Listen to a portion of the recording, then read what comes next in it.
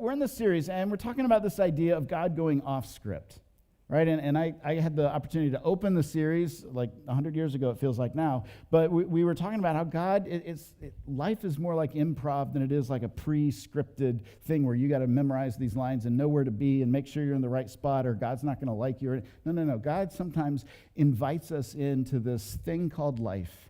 And sometimes our response needs to be like an improv class where we learn to say yes and instead of just resisting what God is doing, and to be open to wherever God may be leading us. And we looked at different ways that this happens and different things that we might struggle with in that, some of the ways that we can respond. We talked about the idea of, thinking about what am I reaching for? What am I running from? Right? We talked about, am I just performing for God? Or am I allowing God to really tell me who I am? Am I bargaining with God? I know last week talked about confessing and acknowledging, admitting to God who we really are and what that looks like. And so today I want to talk about something a little bit different. I want to talk about what it's like in the midst of God going off script, in the midst of trying to figure out stuff, to rest. Right? To get some rest. What does it look like to stop in the middle of trying to get everything done, in the middle of trying to perform, in the middle of trying to understand and acknowledge? What would it look like if we really stopped and rested in God even when we didn't understand what was going on, when it felt like he was going off script? See, I think as Americans, as Western, Americans in the civilized culture we call the modern world, I think we might not have a very biblical understanding of rest. Because let's be honest, we work in order to rest, right? Everybody's working for the weekend, right? We do so that we can stop. But that's not exactly how Scripture presents this idea of resting in God. In Genesis chapter 1, it's the creation account, right? This is when God's doing all this stuff, right? He starts with nothing and this chaos, and he brings order, and there's light, and there's dark, and then there's like the earth and the heavens, and he goes on and builds all the way up, and of course it crescendos on the sixth day. He's creating these animals, and then he creates human. And that's like the end of creation, of the creation process, right? We're the climax of the creation narrative. Now think about this for just a second. God creates humanity, invites them into this creation process, right? He says, I want you to, be prosperous, multiply, right? Be fruitful. I want you to fill the land. But then it's night, and then it's day. Like literally, it's the last part of the work day when God creates humanity, and then he says, quitting time. Everybody just take a break. Get some rest. And then the next day is day 7, and what are you supposed to do on the 7th day in this narrative? It says God rested. We were created the last hour of the working week, Friday night in the way we would look at it, and then told the next day, don't worry about coming in, take the weekend off. We hadn't done anything yet, right? I mean, we were created, and the first thing we're told to do is, okay, just relax. That's the way the Bible sets up the rhythm of our life. To me, it's almost like, we used to call people like that blister, because they showed up when the work was done. Right? We say, what's your problem? Why would you show up and then, it's quitting time? But that's how God created us. You ever thought about that? You were not created early so that you could do all the work for God. You were the climax of creation. And God invited you into the rest that he enjoyed the next day.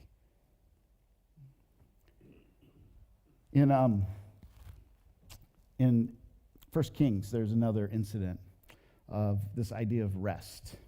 And the Bible has a whole bunch of stories, and we're obviously not going to get into all of them. But in 1 Kings 19, we run into this guy named Elijah.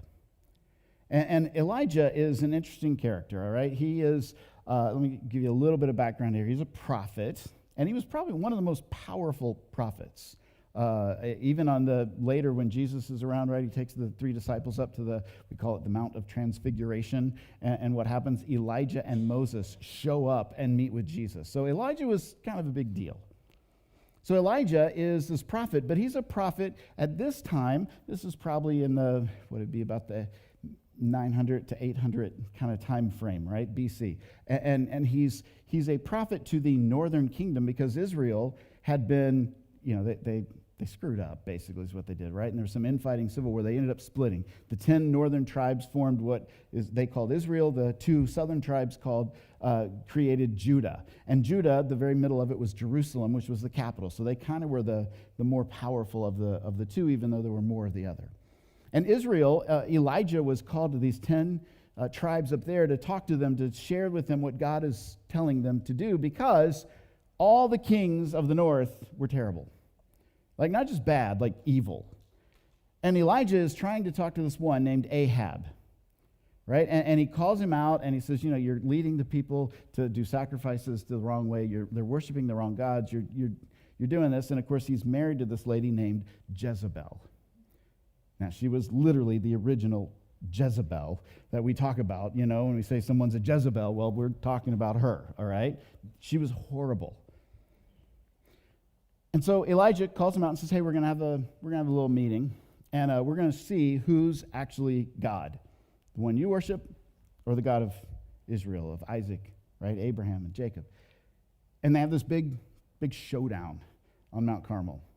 And all the priests from the false god Baal come, and then then Elijah is there, and he builds a little altar, and they build an altar, and they put a sacrifice on it, and he says, all right, don't light the fire, pray, and whichever God sends fire down to consume the altar, that's the God that we're going to worship. Cool, all right? It's all lined up. The duel is set. So the prophets from Baal, he says, you guys go first. So they start praying. And nothing happens. They get all whipped up into a frenzy, right? They're all frothy and running around. They're cutting themselves. Elijah's starting to dig on them too. He's pulling out some potty humor. If you read the text, he's like, maybe your God's in the bathroom. Shout a little louder. He's pretty rude, but, he was right. But still, nothing happens. And then finally he says, all right, this is ridiculous. Let me show you how it's done. You feel like the devil went down to Georgia, that whole dueling fiddles, okay? And no, it's not. But he says, let me show you how to do this. He goes, all right, and he gets sacrifice ready, and then he dumps water all over the altar, right? A couple times, like it's soaked. And then he says, all right, God, light it up. Fire comes out of heaven, lights that thing up. Everybody is just looking around and like, whoa. And he looks at the people of Israel and says, now who are you going to worship? And they're like, we're going to worship God. That's amazing. So he has all the prophets of Baal taken out, and he has them killed. It's Old Testament stuff, okay? Don't worry about it. It's fine. He takes them out, and like 800 of these prophets they get rid of them. Well, Ahab, not happy, because he was in that camp. And it made him look bad. Worse yet, it made his wife Jezebel look bad, because she's the one who brought Baal worship into Israel. And you know what they say, if mama ain't happy, ain't nobody happy. Well, Jezebel was not going to be happy, and Jezebel was going to make life miserable for everyone because of this. So let me just read, and what I want you to do is, just with all that background in place, hear what happens. Maybe put yourself in Elijah's sandals for a minute, and just think about, what would this be like? How would you react to all this? So in 1 Kings chapter 19, I'm going to start in verse 1. It says, when Ahab got home, he told Jezebel everything Elijah had done. Now, I can picture, I don't know about you, I can just picture him, this henpecked little man coming home. You're not going to believe what happened, right? Because, she called the shots. It was pretty obvious if you read all the stories. And you're just not going to believe this. And so he tells her, even including the way he had killed all the prophets of Baal. So Jezebel, this is Jezebel, not Ahab, okay? Once again, Jezebel sent this message to Elijah. May the gods strike me and even kill me if by this time tomorrow I have not killed you, just as you've killed those prophets of Baal. Now listen to this. Elijah was afraid, and he fled for his life. Literally just called fire from heaven. And now he's scared because this queen threatens him. Now let's be honest. She had the power to follow up on that threat, okay? But he's scared and he flees. It says he went to Beersheba, a town in Judah, which is the southern kingdom, right? He's fleeing the country, literally. And he left his servant there. Then he went on alone into the wilderness, traveling all day. He sat down under a solitary broom tree, and he prayed that he might die. I have had enough, Lord. Take my life, for I'm no better than my ancestors who have already died. Then he lay down, and he slept under the broom tree. But as he was sleeping, an angel touched him and told him, "Get up and eat." He looked around, and there beside his head was some bread baked on hot stones and a jar of water. So he ate, and he drank, and he lay down again. Then the angel of the Lord came again and touched him and said, "Get up and eat some more, or the journey ahead will be too much for you."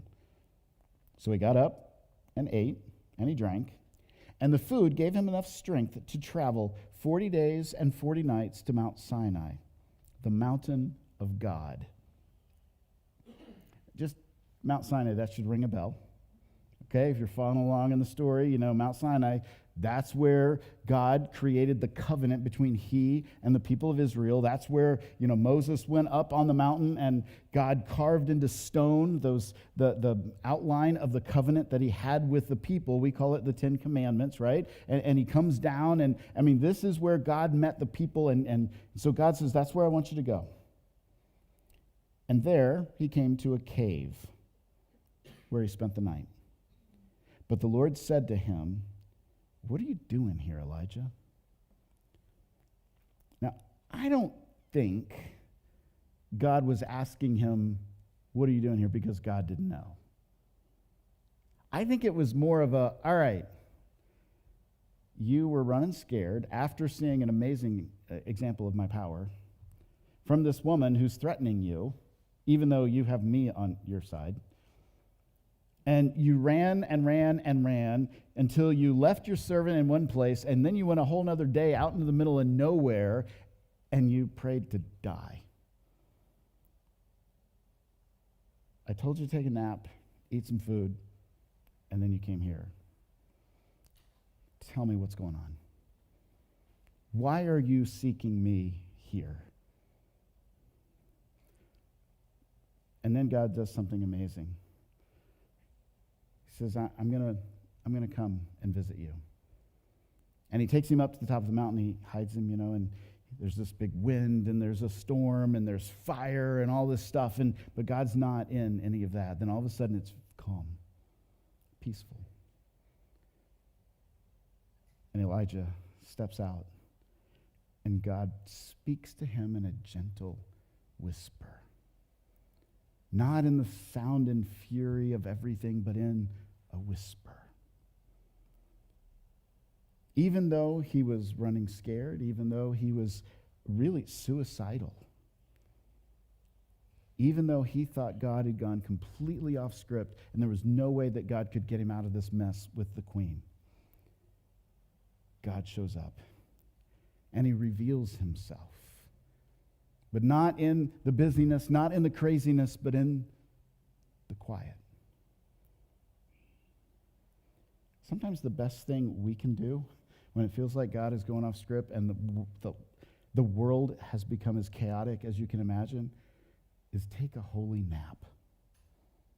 Stop. Rest.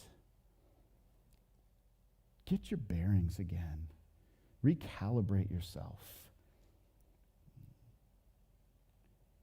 In scriptural terms, the word is Sabbath. Rest. And I'm not talking about laziness, where you just sit around for weeks on end and don't do anything, right, and expect everyone else to take care of everything for you. I'm talking stopping from an active existence and just stopping and saying, God, I'm gonna be with you. I'm gonna focus on you. That's Sabbath. And let's be honest, it's not always that practical, right? You ever been really busy and you just can't take a day, right? It's not always, it's not intuitive. A lot of us would say, well, I don't have time for that. Right? Maybe a little bit here, a little bit there, but I don't have time to take a day. Oh my goodness, what are you? No. But that's what he says. He says, I want you to take a day and rest. And here's my challenge as we think through this is I want to challenge you to think about developing this pattern, this rhythm of your life when things are calm, so that when things get crazy, you already have that muscle developed, right? You already have that rhythm in your life, and it's not something you have to try to add in when you're going nuts. Because I don't know about you, but when things get really, really hard, I can't develop a new skill in the middle of all that. I have to cultivate these disciplines while things are normal, so that when they get crazy, it's easy to fall back into that. And I don't want you to think of this as a legalistic approach, right? Where God, if I do this, right, I'm going to get I'll do this so that you'll bless me. I'll do this so that, as long as I follow these rules, God, right, you're going to meet everything. You're going to take care of it. It's because I'm following the rules. That's why you're doing it, right? It's kind of like this vending machine that's been up here, right? If we just put the coins in the right way and we push the right buttons, then everything will work out, right? No. I don't know about you, but I remember growing up, we had these things, and they still have them. I'm in airports all the time now, and I'm scared to use them because they've got those, those spirally little things, and they put like the chips in there, and you put your money in, and now it feels like it's like $20 for a little thing of, lifesavers or whatever. You can use your credit cards now, right? You can do it. So you do this, and then you push, A5, and that should be the right thing, and it goes, and it doesn't fall. You know what I'm talking about? I mean, that'll make a preacher cuss, all right? Like that's just, when you're hungry and you just spent your last dollar getting this thing, and it won't come out, and you're just like, what you doing, and then you start shaking it, and then the TSA agents come over and they have a little talk with you, and not that I know. But right, things don't always work out. I don't want you to think of this as a legalistic, if I just put the right amount in, if I say the right prayers, if I go to church the right amount of times, if I read enough scripture, then all I got to do is follow this rule and then everything will work out, because it doesn't always work out. But I do want you to see that in the midst of this, what happens is you begin to cultivate a trust that God's going to show up, because you've seen him show up in the little things while things were calm. And when things get crazy, you have already developed a trust in him and a rhythm of stopping long enough to engage with him so that you can get through it. And you still might shake the machine, you still might kick, and you still might get upset, but I want you to know, ultimately, God is the one handling it. Not because you put your money in right, or you push the buttons right, or the machine worked right. God's handling it because he's God and you're not. So, let's look at just quickly, last few minutes here, let's look at how the Bible frames this concept of Sabbath and why it prepares us for when God goes off script. And the word Sabbath, it literally just means to stop or to cease. Okay, you're doing, stop. And then you can start it, doing it again. Okay, it's a rest. So first thing that I think we need to understand about cultivating this idea of Sabbath in our life is that it is an act of obedience. It is truly saying, God, I'm going to obey what you've called me to do. I'm going to do it not because I think it's the best thing, not because I like it. I'm going to do it because you said to. It's obedience. You see, and it's interesting, in the Old Testament, there's two places where they talk about the Ten Commandments, and it presents this particular commandment in two different ways. The first one in Deuteronomy chapter 5. Listen to how this goes. Deuteronomy chapter 5, verse 12 says, "Observe the Sabbath day by keeping it holy, as the Lord your God has commanded you. You have 6 days each week for ordinary work, but the seventh day is a Sabbath day of rest, dedicated to the Lord your God. On that day, no one in your household may do any work. This includes you, your sons and daughters, your male and female servants, your oxen and donkeys and other livestock, any foreigners living among you. All your male and female servants must rest as you do. Remember that you were once slaves in Egypt, but the Lord your God brought you out with his strong hand and powerful arm. That is why the Lord your God has commanded you to rest on the Sabbath day." You see, the Israelites, when they received this, for 400 years, they had been slaves. Their identity was wrapped up in doing, producing. Right? They were only as valuable as what they produced because they were slaves. They were only as good as their output.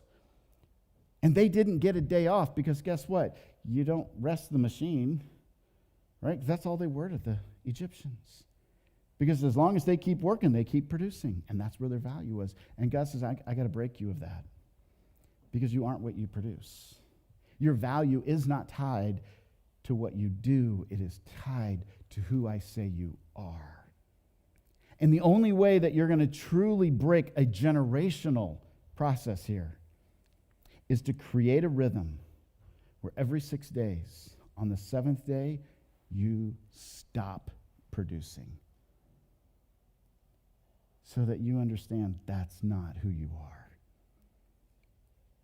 Now, I know that's nothing like modern American culture, right? I mean, around here, everybody just feels their identity is wrapped up in who God says it is. The culture around us isn't anything about, what you produce or make. No, of course it is. I mean, that's all you hear. It's even with our social media stuff, right? It's like, I'm only as good as the amount of likes that I get, right? How many followers do you have? What is it? If I post something, how quickly am I getting likes? And we watch, and we're like, oh, okay, good, I'm valuable. Somebody liked my post. That's how we relate. And God's looking at us going, how about you shut that off for a day and quit worrying about what you produce and thinking that's why you're important to this world. And remember, you're important because I said you're important. That's it. Full stop.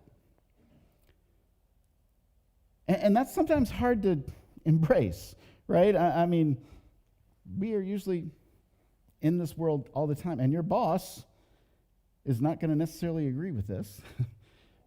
Your boss is going to say, wait. Why aren't you overproducing like everyone else? Why? Because I take a day to rest in God and not produce for you.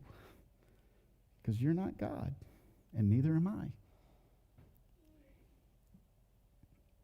Now, here's one area that I think is interesting. I think Sabbath and tithing are two disciplines and practices that are extremely counterintuitive. Right? They don't seem to be logical. Giving it says, hey, you've got 100% of what you earned, and God says, the practice that I would like you to see develop is where you give 10% back to me. And you live on the 90%, because honestly, it's all mine anyway, but I want you to understand that. And so we use this practice we call tithing, where we say, okay, 10% I'm going to give back to God. That doesn't make sense. I mean, really, why wouldn't I want all 100% of my money? I mean, that's kind of, it seems like I could do more if I had more, right? But if I give some back, I'm losing. It's not logical. Sabbath is a similar type thing where, here's the thing, if I had 7 days to get stuff done, couldn't I get more done in 7 than I would get done in 6? I mean, that's just math. But God says, no, I want you to trust me. I want you to be obedient, because what I think you'll see is that ultimately you will be more effective because you're trusting me, not because you're trusting you. And so it breaks us of that. It reminds us that we are not only as valuable as what we do. See, Elijah had to stop. He had to rest. I mean, if you think about it, he'd been pretty busy. Probably took him a few minutes to kill 800 prophets.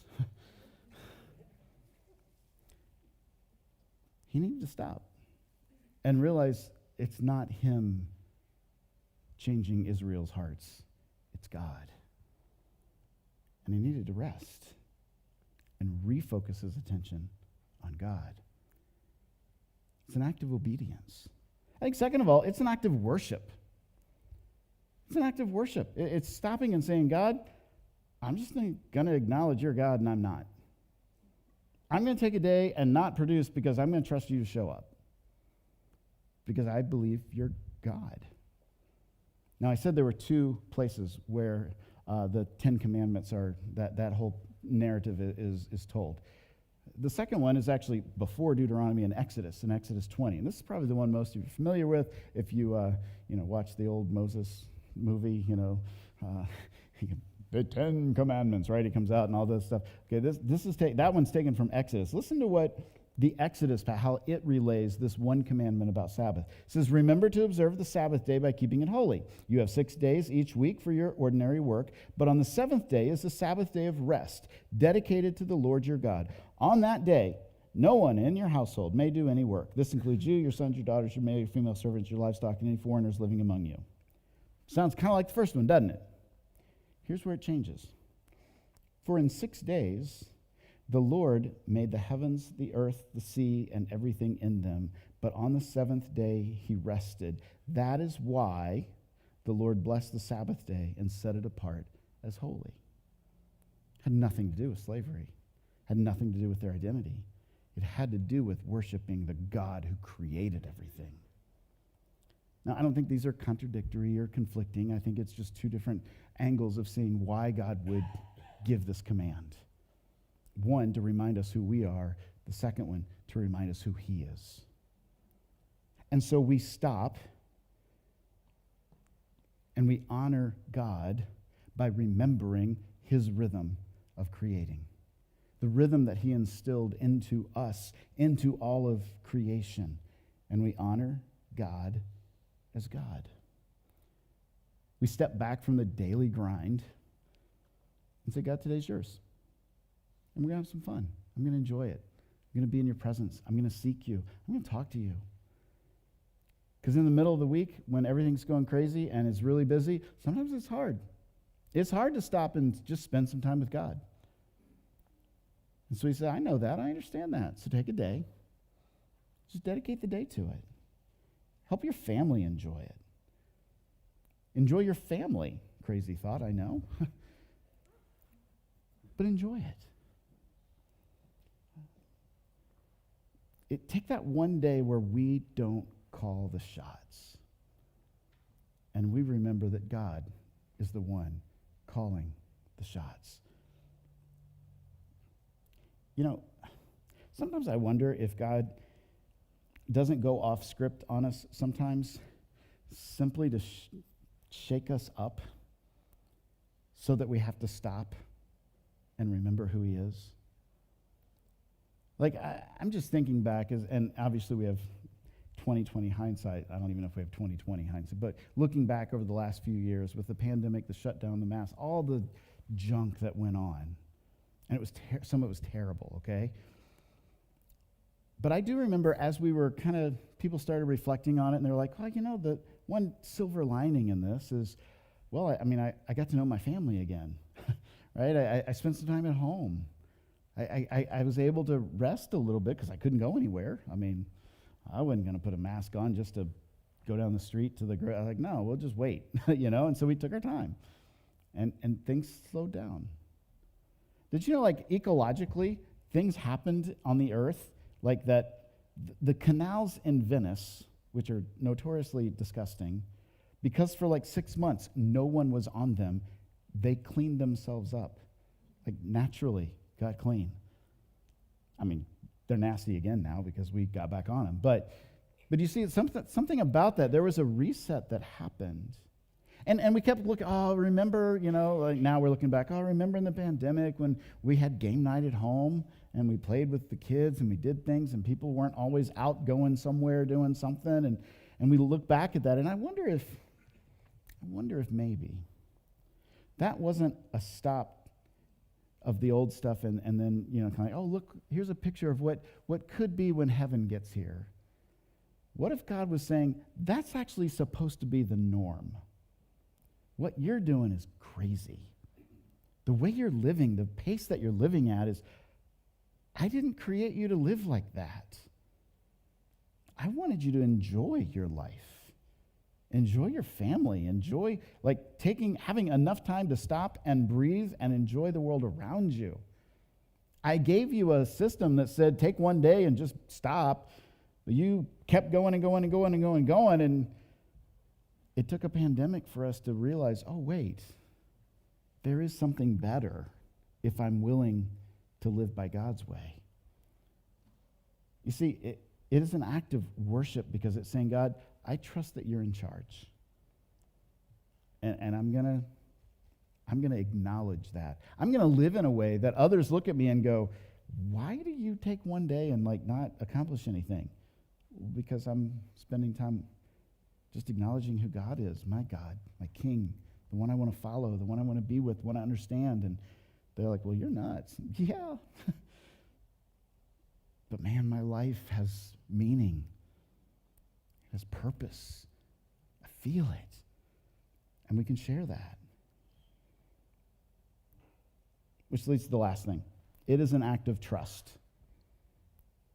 You don't take a day off unless you trust that things are going to keep going without you. I don't. If any of you have kids, you probably remember the first time you left your kids home alone. It was probably for 20 minutes because you didn't trust them, right? You're wondering what was going to blow up while you were gone. But you remember, you leave them, and then the next time a little bit longer, a little bit, and you start because you trust, right? You build that trust of, hey, you know what? We're going to go first to Kroger to get something really quick, and then we'll be right back. And then we're going to go to dinner. And then we're going to do dinner and a movie. You guys are okay, or because you developed a trust that it would be okay. Well, stopping one day and saying, God, I'm going to just trust you, that the world will keep on going without me adding to it, because you're God and I trust you, and I'm not as important as I think I might be. So God, I'm going to trust you to show up. In Isaiah. Isaiah writes it this way in Isaiah 58. He says, keep the Sabbath day holy. Don't pursue your own interests on that day, but enjoy the Sabbath and speak of it with delight as the Lord's holy day. Honor the Sabbath in everything you do on that day, and don't follow your own desires or talk idly. Then the Lord will be your delight. I will give you great honor and satisfy you with the inheritance I promised your ancestor Jacob. I, the Lord, have spoken. To stop and simply be in the presence of God is to trust God to provide. When you think you need to be in control, Sabbath reminds you to trust. While the Israelites were in the wilderness, God would send manna from heaven. Remember that? They would be out there, and he told them, he says, listen, every day I just want you to go out and get enough for today. Except on the sixth day. On the sixth day, I want you to gather enough for 2 days. Because on the seventh day, there's not going to be any, because that's your day of rest. And so, of course, they show up on the first day, and he says, just gather enough for the day, but people gather tons and tons, and they take it back, and they eat it, and then they store some for the next day. They open it up, and it's got maggots and mold, and it's disgusting. I'm like, ooh, well, okay, lesson learned. And they go out, and of course, the next day, there's plenty for everybody. So then the sixth day, they gather enough for 2 days, and next morning, they open it thinking it's going to be nasty, but it's not. It's fine. And some of the people went out on that seventh day to gather some, and God's like, what are you doing? I told you I wouldn't be here. And it wasn't. You see, God instilled in them, even in that moment, are you going to trust me? I told you to take a day off in my 10 commandments, right? I set it up. I said, this is the covenant. This is the way we're going to interact with each other. And I'm even going to do it to the point of your food. I'm going to provide enough. So on the seventh day, you don't have to go out and gather. And yet they still did. But he said, I'm teaching you. Because sometimes, let's be honest, we're slow learners, and it takes a little time for God to teach us what his rhythm really is and why it matters? This is, I want you to trust me. It'll work out. I got you. It may not work out the way you wanted, and it may not be, all the pain may not be taken away, but I want you to know I've got you, and I'm working ultimately for what is best. If you'll trust me. Because see, what happens when we learn to rest, when we work into the rhythm of our life, rest and stopping Sabbath, it frees us from the idol of exhaustion. Have you ever noticed when you're talking to someone and they're like, hey, how you doing? Oh, man, I'm so tired. And you're like, whoa, you must be really important then. Right? If you're tired, a lot of people must rely on you. You must be really important. Right? We kind of make an idol out of being exhausted. I don't think that's what God wanted. God was like, no. I want you to enjoy your life. Jesus said in John 10:10, I came to give you life and life to the full. He didn't say I came to give you life so you're exhausted. No, I came to give you life so you can be alive. And if the gospel is truly good news, then why are we walking around exhausted all the time? Why are we walking around saying, yay, the gospel's good news, but oh my goodness, I got to go to church again. I got to serve this week. No. It should be good news. I am a child of God. Not because I went to church, I did this, I gave this, I prayed this. I am a child of God, and my value is wrapped up in that simply because God said so. And I can rest in that. I can get off the hamster wheel of productivity at least once a week and say, God, thank you that I am more than that because I'm yours. My favorite story in the New Testament is the disciples and Jesus had done all this work. They'd done all this stuff. They'd fed thousands of people. They'd teaching and healing and all this stuff. And Jesus said, hey, let's get in the boat. Let's go to the other side. So they hop in the boat. Jesus curls up and falls asleep. Totally understandable. Well, they're out in the middle of the lake and a storm comes up. And the disciples are fighting. They're like, oh, we're going to die. This is horrible, which maybe it was. I don't know. They were fishermen and they were scared, right? If you're a fisherman used to being on the water and you're scared, it's probably a bad storm, okay? And so they're fighting, and they look over, and Jesus is still napping. I can imagine they had to look at him and go, what is going on? And it says, the text says they woke him. Something tells me it wasn't a, hey, Jesus, I think they stood on the other side of the boat and were like, dude, come on. We are drowning here, literally. And Jesus gets up. And he's like, why are you guys so stressed out? And then he just goes, peace. And the thing stops. And pointing out the obvious, the writers of the Gospels go, and they were afraid of Jesus at that point.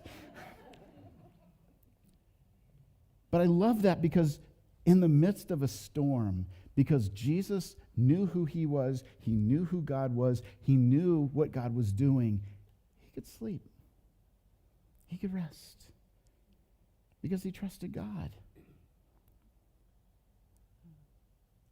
I want to be at a place where I have cultivated the discipline of practicing Sabbath so that I can trust God when it gets crazy, when it feels like God's going off script.